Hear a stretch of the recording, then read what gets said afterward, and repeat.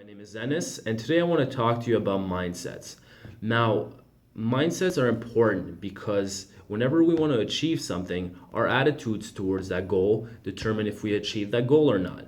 And actually, there's an alarming statistic that says 80% of people actually fail their New Year's resolutions by February.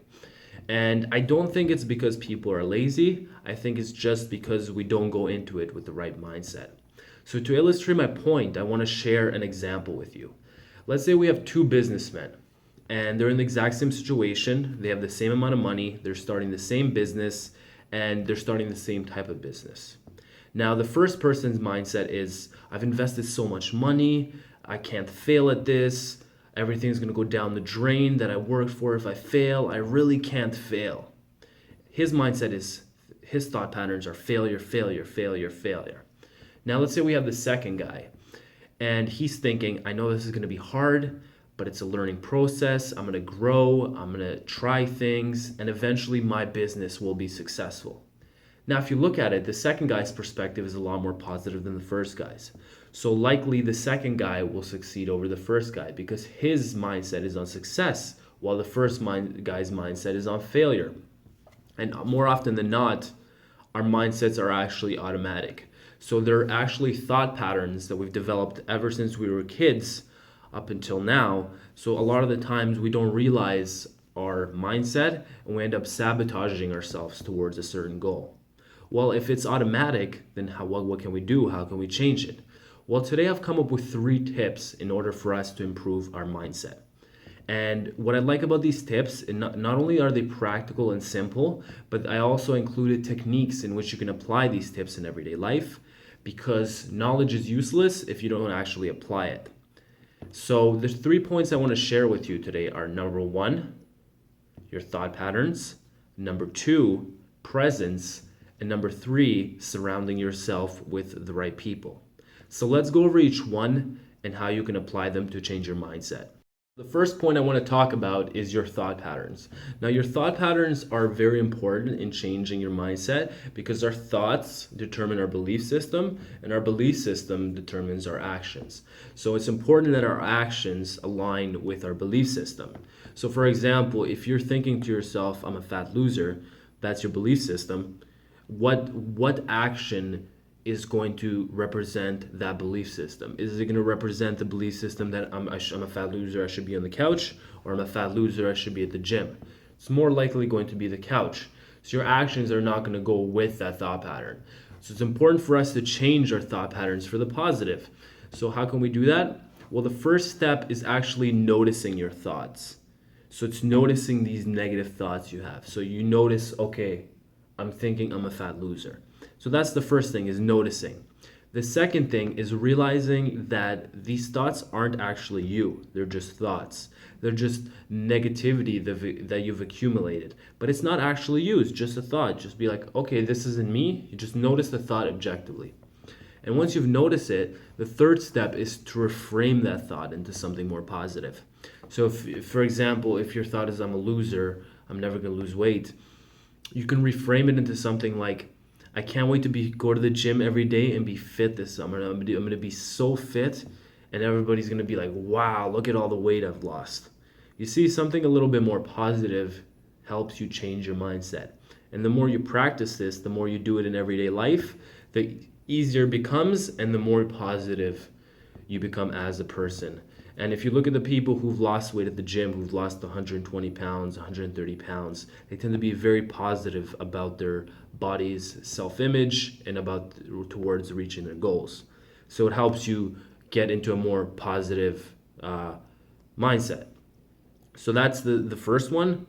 You notice your thought, you realize it's not you, and then you frame it into something more positive. The second point I want to talk today about is presence. Now, what presence means is being in the moment, being here now, because the moment is the only thing that exists. Have you ever been in a place and you're thinking about doing something at some other time? I know it happens to me all the time. Like I'll be sitting with a friend and I'll be thinking about doing my homework later on that day, or I'll be thinking about my gym workout the next morning. So I wouldn't actually be there. There's actually a really good book by Eckhart Tolle called The Power of Now. And in that book, he writes that we're so focused on our past, which gives us depression, or we're so focused on our future, which gives us anxiety, that sometimes we forget the only thing that matters, this actual moment itself, which is the only thing you can make changes from, the actual moment right now. Anything in the past and the future doesn't exist, only this moment does. So it's important just to come back and enjoy every single moment. And how can we do this? Well, the way to do this is if you notice yourself in a thought, or if you notice yourself drifting off, just bring yourself to this moment. Bring yourself to now, because now is the only time that exists.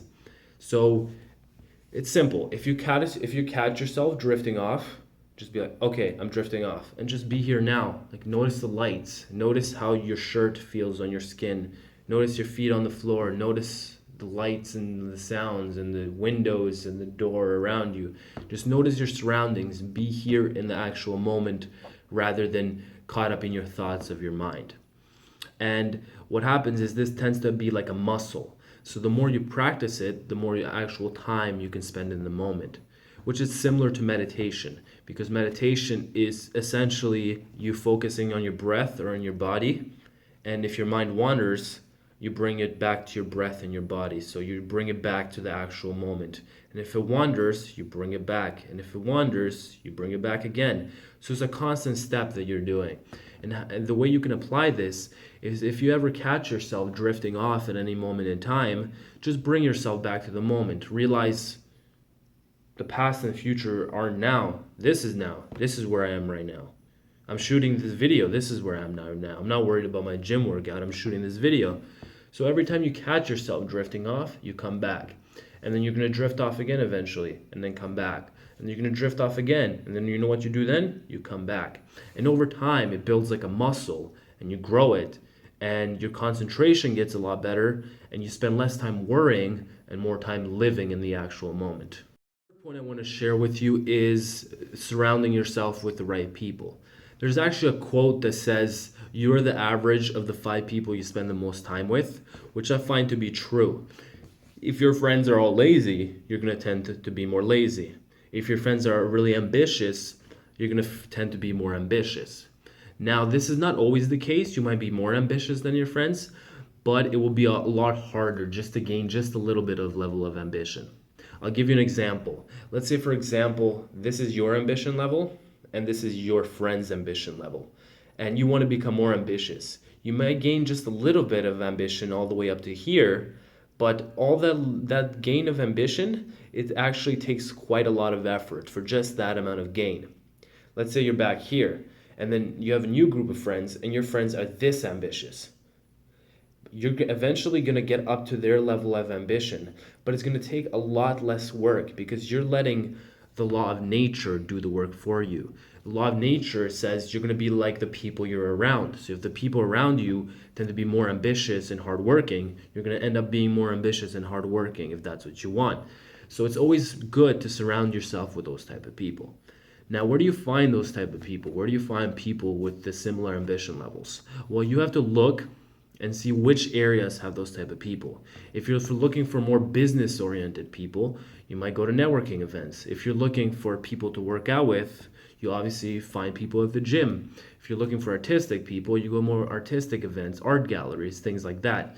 And you find people who have a similar ambition to you and want to grow, and then you feed off each other's energy and you help each other grow to be the strongest version of yourself.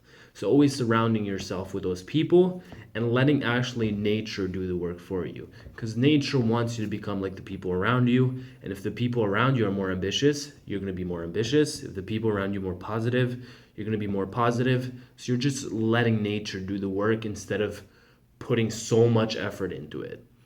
So that's the third point. So let me go over each point. So your first point is your thought patterns. Notice your patterns of thought, realize they aren't you, and reframe it into something more positive. The second point is presence. Be here in the moment. Don't be caught up in your thoughts of the past or the future. And the third point is surrounding yourself with the right people.